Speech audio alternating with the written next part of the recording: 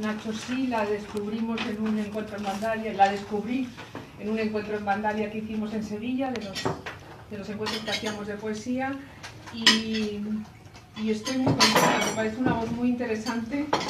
Yo no soy una experta en poesía, pero cuando la leo me emociona, me gusta mucho, y además también me gusta mucho que estos dos primeros libros del año sean dos grandes poetas, como María Alcantarilla y como ella, muy diferentes, pero yo creo que a Vandalia le aporta una visión muy especial de la poesía que se está escribiendo ahora. Y os dejo con Nacho, que es su editor y además amigo de ella y muy valedor de Yolanda. Bueno, pues nada, buenas tardes y bienvenidos. Como acaba de decir Ana, es un placer realmente empezar el año de la mano de dos poetas, mujeres poetas que cada una en su estilo, y algo anoche presentamos precisamente, que ya lo hicimos aquí en Madrid, el libro de María Alcantarilla en Sevilla, que anda también Yolanda en la presentación, y alguna relación tienen, aunque son, como ha dicho Ana, libros muy distintos y formas muy distintas, alguna relación tienen temática, y me referiré también brevemente a ella. Querría hacer, porque es una figura poco conocida fuera del ámbito académico, de su profesión, una pequeña semblanza. Ella es traductora y filóloga. Le decía a un compañero que no quiere poner poeta en su semblanza, aunque de hecho lo es, como ella aclara, es una poeta tardía en cuanto a la fecha de publicación. Su primer libro apareció en 2015 en la prestigiosa, exquisita colección de poesía que dirige Andrés Trapello para Comares, La Veleta, Nadie vendrá a salvarnos, y esta es por tanto su segunda entrega. Tiene un libro que también le venía hablando al compañero Braulio, muy bonito, que lo recordábamos anoche también, Un mundo de libros, que es una selección de trabajos de bibliófilos, de Juan Manuel Bonet, de María Conger, con Bonilla, sobre librerías de todo el mundo, la serie que saca la Universidad de Sevilla sobre temas de bibliofilia. Y bueno, en general su trabajo académico se ha dirigido a la teoría de la traducción, la que también trabaja, pero especialmente al modernismo, que es, como sabéis, el nombre de la vanguardia en el ámbito de la lengua inglesa, no solamente británico sino norteamericano, con trabajos como por ejemplo la maravillosa autobiografía de Wyndham Lewis, Estallidos y bombardeos, o otros autores como Robert West, Scott Fitzgerald, y también, por ejemplo, suya es la primera y casi única traducción del maravilloso libro de Georges Perec, que también ha trabajado con la lengua francesa. Me acuerdo que publicó por primera vez en castellano, que es un libro icónico y maravilloso, y por ejemplo en eso, entre otros muchos autores, lo que se ha partido su tarea como traductora. Como decía, el primer libro suyo, Nadie vendrá a salvarnos, un libro todavía reciente, pero recogía poemas que remitían bastante tiempo atrás, entre 1994 y 2004. Ha explicado ya en alguna ocasión, realmente procedían de varios libros o de varios proyectos de libros, y a mí es un libro que me resultó absolutamente, en fin, maravilloso. Tuve la suerte también de que ella me lo entregara en mano, porque esta colección La Veleta, como sabéis, es muy prestigiosa, pero no se encuentra fácilmente, ¿no? Entonces, pues rápidamente, es un libro formidable. Diré algunas cosas porque me parece que, aunque este libro, hombre, evoluciona un poco, es más unitario, entre otras cuestiones, precisamente por ese origen de varios trabajos, ¿no? Ya de antiguos que tenía el anterior, pero me parece muy interesante el tratamiento que hacía allí del imaginario de la Gran Guerra, en la que ella ha trabajado mucho. Por ejemplo, la obra de los poetas soldados de las fuerzas expedicionarias de Gran Bretaña en la Primera Guerra Mundial, o la citada biografía de Lewis, que también trata del conflicto y cómo extendía esa imaginería bélica al ámbito de la reacción a los conflictos, no solamente colectivos, sino también personales de cualquier tiempo. Tenía una serie, por ejemplo, maravillosa, muy minimalista, de haiku, como es propio del género Tierra de Nadie, y hay también algunas conexiones, como diré a continuación, aunque sean libros muy distintos, con los trabajos de los poemas de este libro. Hay un poema allí buenísimo que daba sección a la última, daba nombre a la última sección del libro, la canción de Jessica Torres, y bueno, describía de una forma muy itinerario que eran los años de formación. Aquí hay un poema que habla de la cuarentena. En ese sentido, pues hay una evolución de la voz poética. Había ahí una especie de temprano balance de lo ya vivido, también de algunas de las crisis o de crecimiento, podríamos llamarlas, o de los desengaños. Y uno de los poemas, Ending Soon, tenía ya una incitación al Carpe Diem, que es prácticamente el tema central de este nuevo libro, de ahora, como ya desde su propio título se ve claro, ¿no?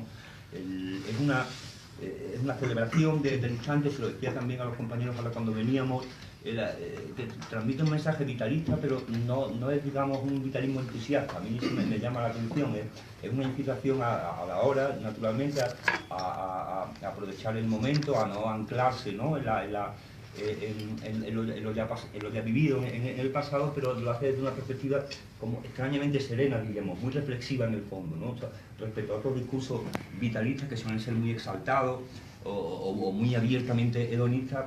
La voz de Yolanda, yo creo que se caracteriza por su serenidad y por su evaluación, digamos, reflexiva, ¿no?, de esa necesidad de vivir el instante. Me he referido ya al poema Ending Soon del libro anterior, pero también, por ejemplo, el poema que abre el libro, que ya lo destaca mucho, biografía no autorizada, pues también retoma de alguna manera la poética del reciclaje, ¿no?, en el libro anterior, que era un poema que prácticamente tenía el mismo mensaje, ¿no?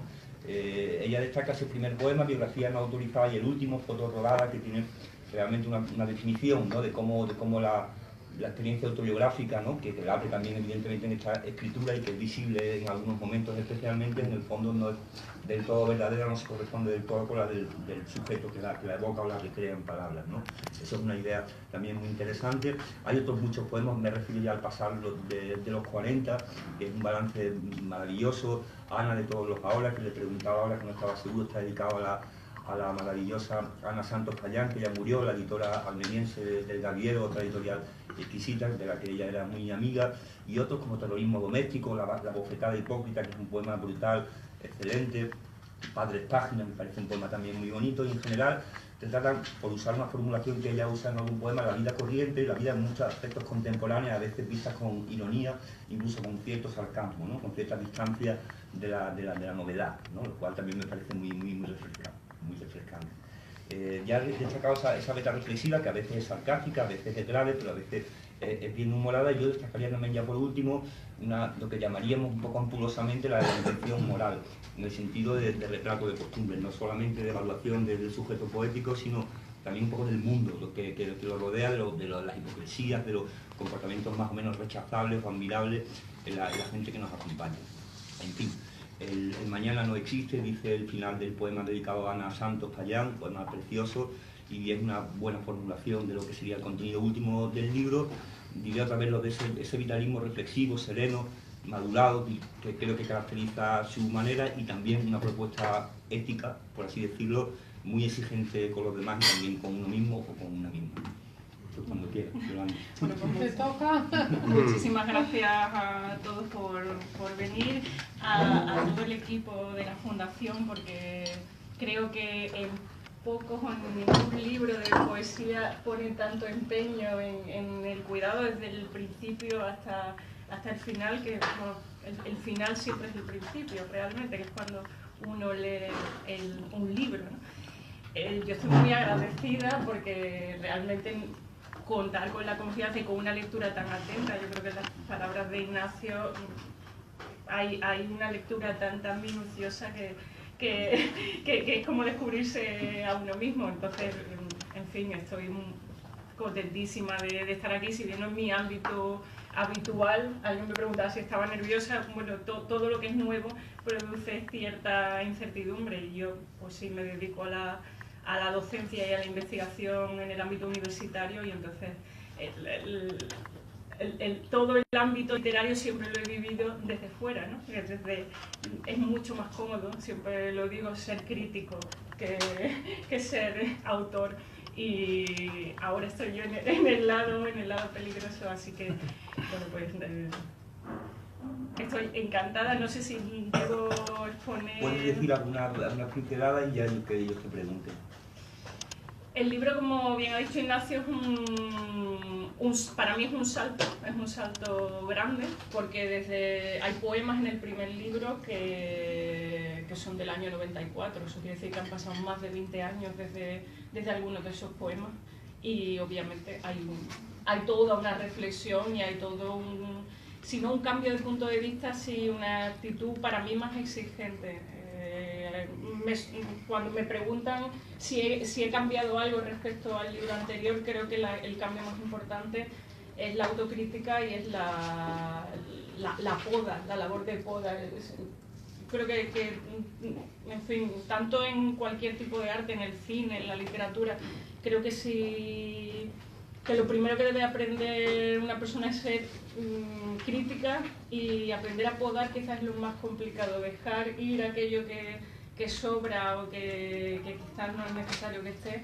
Creo que es, no sé, la ganancia más importante respecto a un primer libro, porque en un primer libro siempre la inexperiencia juega esas pasadas. Yo nunca quise publicar realmente, por eso publiqué tan tarde, y fueron por factores externos, pero siempre escribí desde pequeña.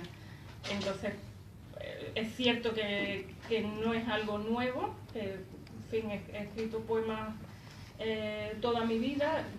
Tuve la gran suerte de hacer co en un instituto como el Rábida, donde estudió Juan Ramón Jiménez, y teníamos una revista y tuvimos unos referentes importantes, creo que, y lo hablábamos antes, el principal problema ahora de mucha de la poesía, que algunos llaman no poesía, es que no hay referentes fuertes, ¿no? Realmente tener referentes hace a cualquier lector mucho más exigente. Y creo que tuve esa suerte de tener como referentes en enseñanza secundaria a Juan Ramón Jiménez, a Jaime Gil de Viedma, también por mi interés temprano por la lengua inglesa. Conocí a Emily Dickinson con 15 años, lo cual es un regalo, porque te ponen una tesitura de exigencia personal que creo que ahora, por la ausencia de lecturas, pues quizás no se tiene. Creo que eso se refleja en parte de lo que escribo. El tipo de poema que escribo está quizás más emparentado con esos referentes también ya a los que leí durante la carrera. No sé, hablaba Ignacio del sarcasmo. Creo que Anne Sexton, Dorothy Parker, que son poetas para mí de cabecera, tienen ahí un papel.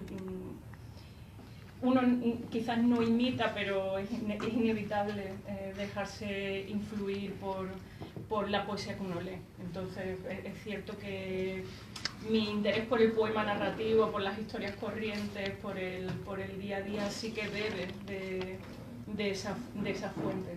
Quizás yo no cultivo una prosa poética en el sentido de, por ejemplo, el libro de María Alcantarilla, que me parece un libro hermosísimo, pero con un estilo totalmente diferente. A mí me interesa quizás más contar una historia, porque siempre he tenido este debate. A veces me sorprende que la poesía sea un género aparte de la ficción. Para mí la poesía tiene una parcela importante en la ficción, y yo utilizo la poesía para contar historias. Creo que el poema final que cierra reflexiona sobre eso. La poesía ahora, sobre todo ahora, creo que los medios pues colaboran en esa tarea. Se ve la poesía como un ejercicio confesional o de desarrollo de experiencias vitales, que ciertamente lo tiene, como lo tiene una novela o como lo tiene un ensayo. La vida a mí, cuando me dicen vida y literatura, creo que la vida es indisociable de la literatura, igual que la vida es indisociable o debería ser indisociable de la universidad, aunque tengamos todos estos debates. Hay una parcela de experiencia personal, por supuesto, y hay una parcela que es el trampolín para una experiencia literaria. Y no sé si con esto... Pues con esto está perfecto. Ya que yo la primera, porque he anunciado antes que iba a decir de la diferencia de tono a la que tú también te has referido, ¿no? Y de registro, ¿no? Respecto a lo que a María Alcantarilla. Pero sí que es verdad que hay uno de los poemas que habla también del dolor como aprendizaje, que es uno de los temas de su libro. Decir algo sobre eso. El dolor, creo que uno se convierte en adulto cuando empieza a ser consciente del dolor y de la muerte. Algunos, por desgracia, la experimentamos o lo experimentamos antes, a otros les llega después, pero uno se hace adulto cuando ya sus padres no cuidan de él, sino que cuidan de sus padres y empieza a cuidar de los demás, y ese es el comienzo. Como digo, a veces sucede antes, a veces sucede después. El dolor, de alguna manera, si se sabe interpretar, creo que es un aprendizaje, no como nada épico, pero creo que, y quizás eso que decías de la vena o de la beta serena, saber interpretar el dolor es parte de la vida. Quien no lo entiende, creo que está perdido, porque a todos antes o después no llega ese momento. Y creo que los poemas que tratan, que no son solo uno, sino varios, desde distintas perspectivas, intentan ver la cara de superación del día a día. Y como ese dolor, yo creo que todo tiene siempre, como nuestros antiguos LPs, todos tienen una cara B. Entonces, en la cara B a veces están los mejores temas, ¿no? No siempre, pero a veces sí. Muy bien, pues ahora sí, cuando queráis, Yo quería preguntarte, porque agradeces al traductor José Aníbal Campo la explicación de la imagen que ilustra la cubierta, pero no hay explicación por ningún sitio. Es verdad, está bien visto eso. Te lo he explicado a ti solo, pero no a los demás. Cuando elegíamos ilustración, me pareció interesante elegir esta mano, porque en tiempos, y esto es algo que los que estudiamos literatura, en tiempos de crisis la gente siempre recurre a la magia y a la brujería. Esto es una constante en nuestro tiempo. Siempre que ha habido guerra, siempre que ha habido, curiosamente, en vez de recurrir a una mirada más científica, más lógica, que trate de explicarnos qué es lo que sucede, mucha gente acaba en temas esotéricos. Entonces me parecía muy interesante una mano que ya en sí es críptica, que es de un manuscrito del siglo XVIII, y que el título en alemán es bastante extraño. Como José Aníbal Campos es un conocidísimo traductor del alemán con el que tengo amistad, le pedí que me explicara por qué esa ilustración que jugaba con el reverso y el anverso y la cara de la mano. Me pareció fabuloso esa idea de que la cara A y la cara B, según la cultura, pues en alemán fuera al contrario. Entonces él me explicó, y él ha sacado la traducción de este, curiosamente ha salido la traducción de este tratado de magia en una editorial asturiana, y entonces me estuvo explicando un poco todas las dificultades que había tenido para traducir esa mano, que por otra parte está llena de símbolos también de alquimia y todo. Y me pareció un puente interesante. Y una manera interesante también de, bueno, las dedicatorias o en el colofón del libro también. A mí me gusta siempre, y agradezco mucho a los editores que me dejan meter mano en esas cosas, me gusta que el colofón del libro sea personal, que tenga algo. Entonces, porque yo creo en el libro como buena bibliómana que soy, entero, desde arriba hasta abajo y desde fuera hacia adentro. Entonces pensé que era una buena idea meter a las dos personas que habían estado en las tripas del libro, que también es una palabra fabulosa para definir el mundo editorial, la maqueta y todo su contenido. ¿Cómo que hay una serie de generación, una generación nueva de poetas nuevos, jóvenes? El viernes se fallará también más es poesía, aunque son más alternativos, más jóvenes todavía, pero bueno, dentro de la... Más jóvenes todavía. Dentro de esa generación de nuevos, ¿cómo te ves? ¿Y cómo ves ahora mismo la poesía en nuestro país? Yo creo que las etiquetas generacionales siempre son artificiales y obedecen a intereses no solo de mercado, a veces también de las propias generaciones. Yo no me siento, supongo, primero porque he llegado tarde, porque llegar a la poesía a los 40 años realmente es jugar con mucha ventaja. Claro, porque ya no puede uno arrepentirse de los pecados de la juventud y decir es que era joven. Entonces creo que no juego con esa ventaja. No me siento, no creo que, precisamente por la propia construcción de las generaciones. No creo que muchas veces sus propios miembros tengan cosas en común, es decir, en todas las generaciones siempre hay voces muy interesantes, voces que están ahí de convidados de piedra. Entonces no creo ni que la edad sea algo que pueda influir. Yo siempre pienso en poetas del 19 o en el propio Dylan Thomas, que se murió con 39 y ya entró en el canon directamente. Entonces no me parece que estemos en una misma generación. Creo que la poesía, de hecho, es complicada de encasillar en ese sentido. Creo que los encasillamientos que hay ahora obedecen más al volumen de ventas que a la propia voz poética. Y diría que, no sé, encuentro propuestas muy diferentes. Entonces, una poeta casi, bueno, como María Alcantarilla, que ya podría ser de la generación posterior a la mía, porque nació en los 80, yo nací en los 70,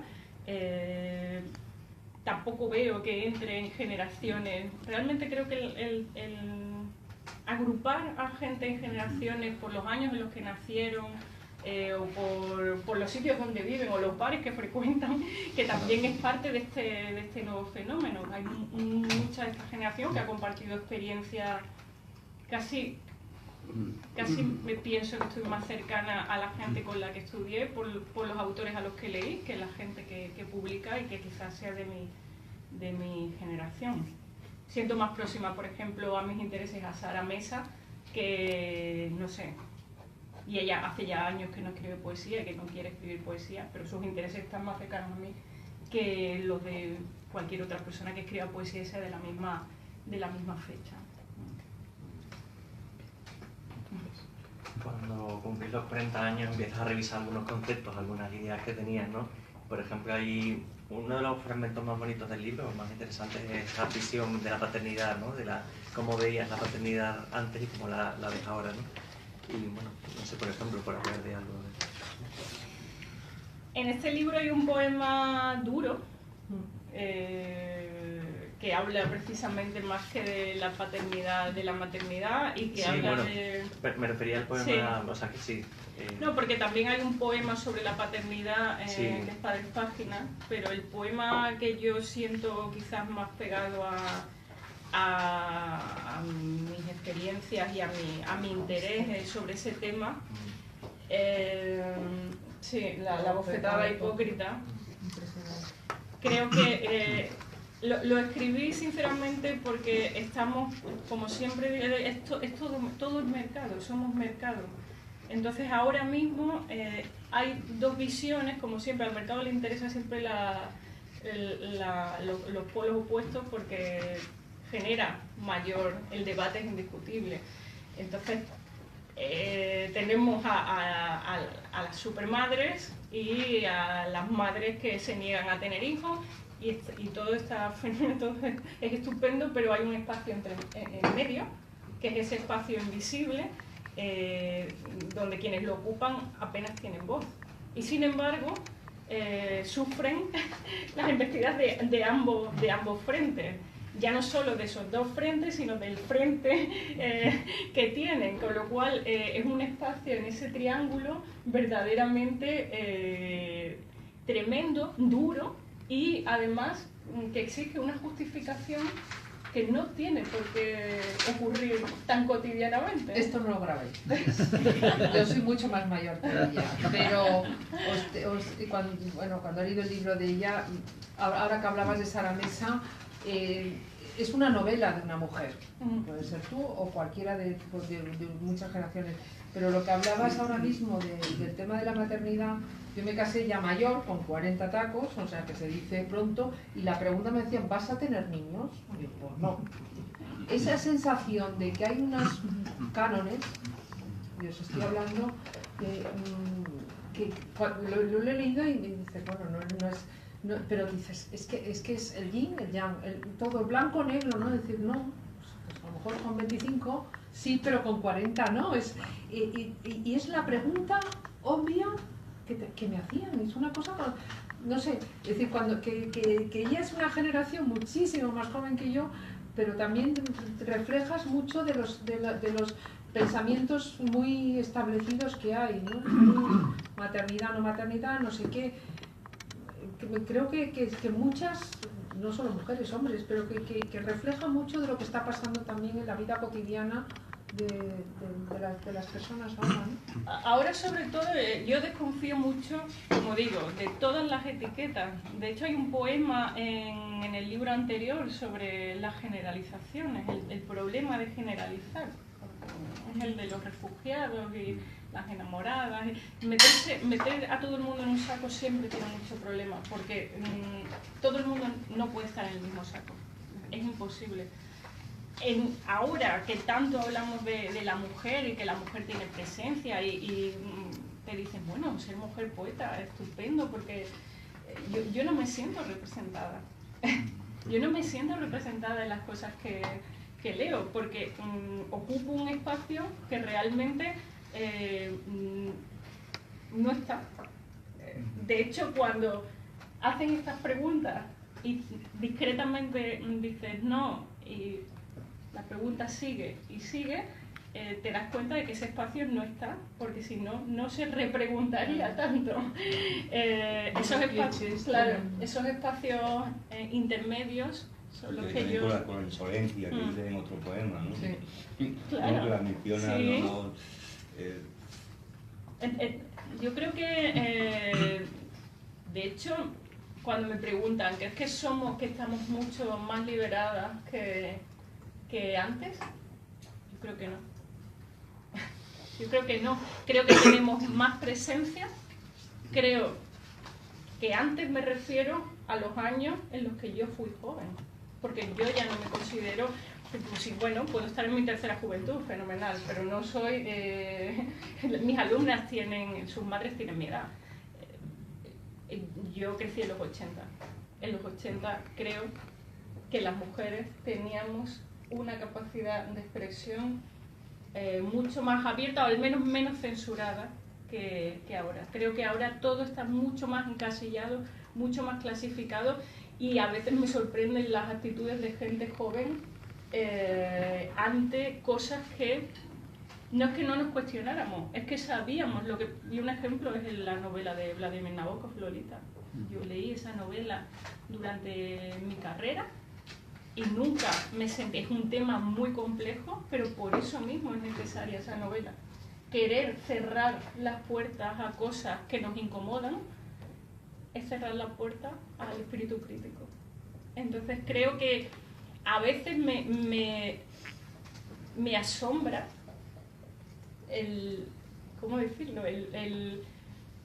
La ingenuidad y el cinismo, a partes iguales, de muchas de las actitudes de la gente que es joven en el siglo XXI. Quizás porque yo tuve una juventud bastante libre y porque yo veía La bola de cristal con 12 años. Entonces, los profesores fumaban en clase. Era una sociedad, no digo que fuera mejor, yo nunca hago un canto nostálgico al pasado. No creo que ningún pasado sea mejor, no es ese mi mensaje, pero creo que deberíamos ser un poco más críticos a lo que está pasando ahora. Porque si bien es cierto, yo soy partidaria de la presencia, y es realmente grave que, por ejemplo, no haya llegado el 25% la presencia de catedráticas en la universidad, que es lo que está pasando. Me parece eso muy grave. Y sin embargo nos perdemos en matices mucho más superficiales, ¿no? Respecto a la presencia de la mujer. Hay que estar y hay que actuar. No solo hay que estar, hay que actuar. Respecto a haberte criado en los años 80, creo que en algunos poemas se nota pues tus referencias tecnológicas como vida extra a los videojuegos o a los móviles. ¿Qué nos puedes contar sobre eso? Yo considero que nuestra generación ha sido una generación privilegiada porque creció con unos referentes. Creo que escuchar a Santiago Serón cantando a Annabel Lee de Poe en la primera adolescencia es ya un regalo, porque realmente los contenidos televisivos para esa franja de edad no están nada cerca de los contenidos televisivos que teníamos nosotros, incluso los programas para nuestros padres, La Clave. Nosotros tenemos unos referentes muy importantes que podíamos estar de acuerdo o no, pero tenemos la capacidad de poderlos discutir. Creo que eso está ahí y es inevitable. Ayer decía María que la infancia es el territorio del descubrimiento, y efectivamente yo tengo poco apego a mi infancia, pero sí he conservado muchos de los referentes de esa época. Entonces, en ese sentido, creo que el camino que hemos recorrido ha sido muy enriquecedor, porque comenzamos jugando a los videojuegos Atari y nos hemos incorporado a una sociedad completamente tecnológica en la que, bueno, todo realmente para nosotros no ha sido muy... No me gusta generalizar, digo, pero la mayoría de mis compañeros y yo manejamos todas las redes, trabajamos con programas de software. En ese sentido, no creo que juguemos con ninguna desventaja, todo lo contrario. Creo que somos una generación en ese sentido, la gente nacida en los 70, versátil, que conserva unos referentes, vamos a decir, culturales, analógicos, combinados con unos referentes tecnológicos bastante importantes, y creo que la mezcla es buena. Sí, no soy de esas personas que piensan que la tecnología como todo, mal utilizado, es esa imagen de Escotado que a mí me gusta mucho, la cuerda que te salva es la cuerda que te ahorca, ¿no? El medio no es el culpable es el uso que se hace del medio. O sea que en ese sentido sí que hay referentes. Tienes un poema que empieza diciendo: soy feliz y ya no temo nada, y no hay peor manera de vivir que saberse eterno, que sorprende por... Bueno, a mí me encanta tener esa confianza, ¿no? O que demuestres esa autoconfianza, y sobre todo en una temática tan universal como puede ser no el dolor, que comentabas antes, el aprendizaje, sino la muerte. Y realmente me sorprende, ¿no? ese verso tan profundo. Bueno, y el poema en sí, ¿no? que tengas esa capacidad de ver ese futuro sin ese temor, ¿no? Tan propio también del poeta, ¿no? Que me alegra esa visión de que tú estás cantando lo que tienes, no lo que has perdido, ¿no? Creo que es algo fundamental en el libro, ¿no? Dentro de que sea un vitalismo, como decía Nacho anteriormente, reflexivo y apaciguado, ¿no? Pero me ha gustado ese tono, ¿no? De cantar lo que estás viviendo y de celebrar. Creo que uno de los males del siglo XXI siempre es el mañana. Siempre estamos hablando del futuro, y lo cierto es que la característica del futuro es que nunca llega, porque cuando ya llegas ya es presente, ya no es futuro. Entonces hay una parte del libro, pues eso, que está muy asentada en un mantra que tenemos en mi casa, que es que presente significa regalo. Hay que valorar lo que se tiene ahora, porque realmente los planes de futuro nunca llegan, y en ese sentido el poema dedicado, aunque no está dedicado, porque realmente lo quise hacer para los amigos, y creo que todos los que somos o hemos sido amigos de Ana Santos Payán hemos reconocido que es ella. Es precisamente ese mañana que no existe, está en la hora. Entonces es un canto al... Murió muy joven, ¿no? Claro, en plena madurez, vamos, Sí. en plena plenitud.